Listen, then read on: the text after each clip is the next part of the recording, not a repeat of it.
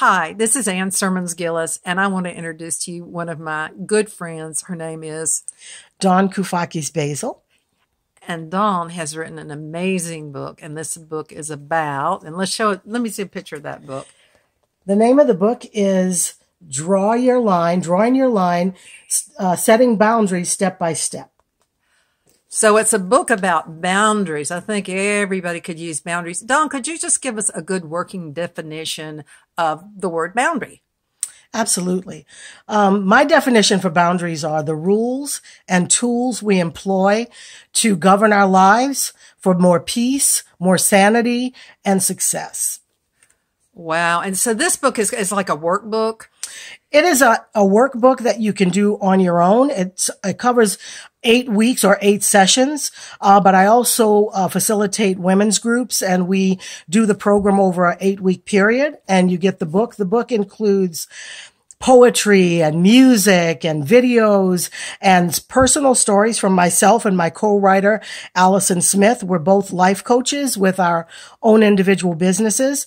And we found, after working with women for several years, 10 years for myself, and working with women in prison through divorce and parenting and self-empowerment, that a lot of times the challenge that women have really is about weak boundaries, about a lack of self-love, or not a real clear idea of who they are and what they want and what they stand for.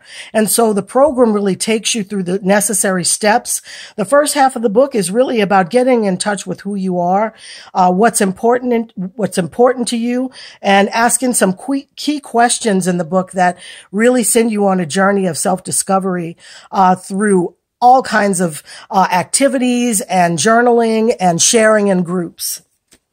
Oh, that's great. So I just wonder, a lot of people write books because they write it for themselves, but they realize that people have any of the same problems. Did you ever have a problem with boundaries? Was that part of the motivation for writing this book? Well, I think for me, I look back over my life, especially writing this book, but a lot of times, working with women over the years, I've had to go inside of myself because I want to try to understand where we go wrong and how we lose the ability to stand up for ourselves and have that sense of self-empowerment that allows us to choose the things and the people that are good for our lives. And for myself, I realized when I was writing this book where my boundaries came from. The foundation of who I am and how I live my life came from parents who really set the stage for boundaries at a very early age and all through our lives. And I think it really stemmed from the fact that we are Creole people from New Orleans, so we're very fair-skinned African-American people. And so we walk through the world with a lot of misconception from other people. And when I was about 10 years old, we moved into an all-white neighborhood, and we were the first Black family in this all-white neighborhood. And for a year, we had a series of incidents where people would burn crosses on our lawn and throw eggs at our house and leave watermelons with razor blades. And watching my parents go through that and stand their ground and teach us that we belonged and that nobody should have the right to tell you where you live or how you live. And that's the way they taught us. And it was never about pointing fingers at anybody. It was about doing the hard work of teaching us to respect ourselves, to recognize our value, and to not allow anybody else to ever question that or diminish it. So that's where my boundaries came from. Wow. Well, that's a great story. Now I'm going to move really from something that's very powerful to maybe if you could just give us a few ideas from your book or talk about the chapters, whatever you'd like to give us, if you can give us a walk away with your book. Well, the book and the program really covers 8 sessions. If you do it on your own, you can do it in your own time, but I would really advise for you to get into the group because it really is a program that goes deep inside and helps you to pull up things that you probably have never thought about before, but really are powerful in terms of changing your perspective of yourself and others. One of the most powerful things in the book comes toward the end where we talk about forgiveness. And the first most powerful thing at the beginning of the book is when we talk about giving ourselves permission.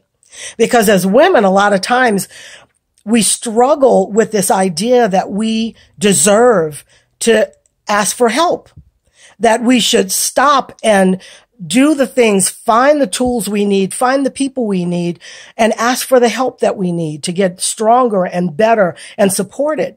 And so the first exercise in the book is all about asking for permission and then asking for assistance from somebody you trust and love to walk alongside you through the journey. And then at the end of the book, we talk about forgiveness, and it kind of will turn your perspective about forgiveness on its head, because when I talk about forgiveness, I talk about really learning how to forgive yourself for anything that you ever felt negatively about yourself, for feeling weak, for feeling like you didn't have control of your life or handled a situation really poorly.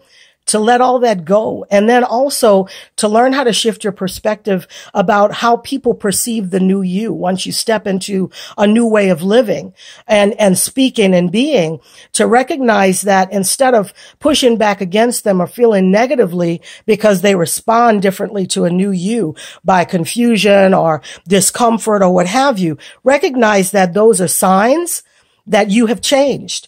When people respond to you differently, it means that you are different. And so it changes your perspective, and you can be more gracious and forgiving of people who may not get you right away, but eventually they will not only get the new you, but respect the new you. Well, I just want to ask you, can you give us one example of something someone could do that would maybe either help them forgive, or it would help raise their self-esteem, or a way to set a boundary? Just one example. Okay. One very good thing that I find very powerful is to give yourself 5 minutes a day. Start with 5 minutes.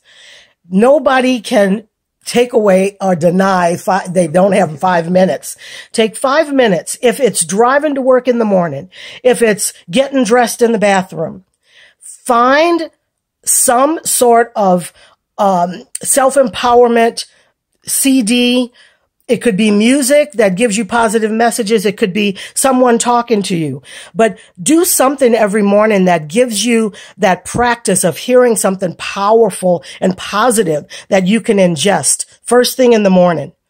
And start to do that. And you don't even, you'll get this message unconsciously, but just starting your day with that positive vibe.